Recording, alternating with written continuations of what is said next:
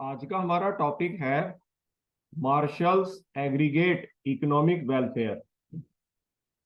Diminishing return to scale industry का supply curve upward sloping होता है, जो इंडिकेट करता है जैसे industry greater quantity of goods को प्रोड्यूस करती है due to the entry of new players and capital investment, उसकी कॉस्ट ऑफ प्रोडक्शन इंक्रीज करती है। जब government diminishing return to scale industry पर टैक्स लगाती है तो टैक्स की अमाउंट से गुड्स की प्राइस इंक्रीज करती है।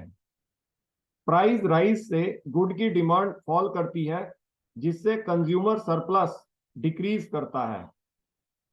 कंज्यूमर सरप्लस में जो लॉस होता है उसमें से कुछ गवर्नमेंट के टैक्स से रिकवर हो जाता है और कुछ परमानेंटली लॉस होता है। ऐसा ऑब्जर्व किया जाता है कि कंज्यूमर सरप्लस में होने वाला परमानेंट लॉस गवर्नमेंट की टैक्स रिसिप्ट से लोअर होता है।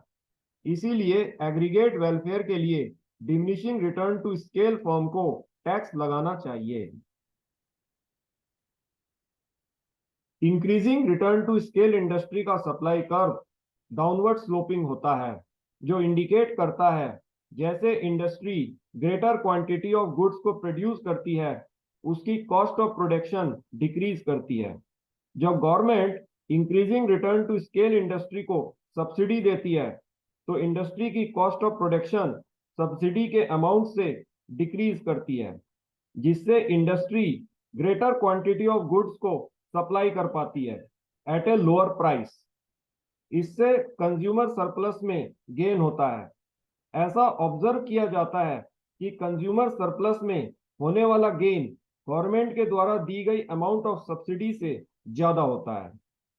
इसीलिए मार्शल की इकोनॉमिक थ्योरी के अनुसार ग्रेटर एग्रीगेट वेलफेयर के लिए यह जरूरी है कि government diminishing return to scale industry पर टैक्स लगाए और increasing return to scale industry को सब्सिडाइज करें। According to Marshall, aggregate economic welfare can be increased by taxing diminishing returns industries and using the tax receipts to subsidize increasing returns industries.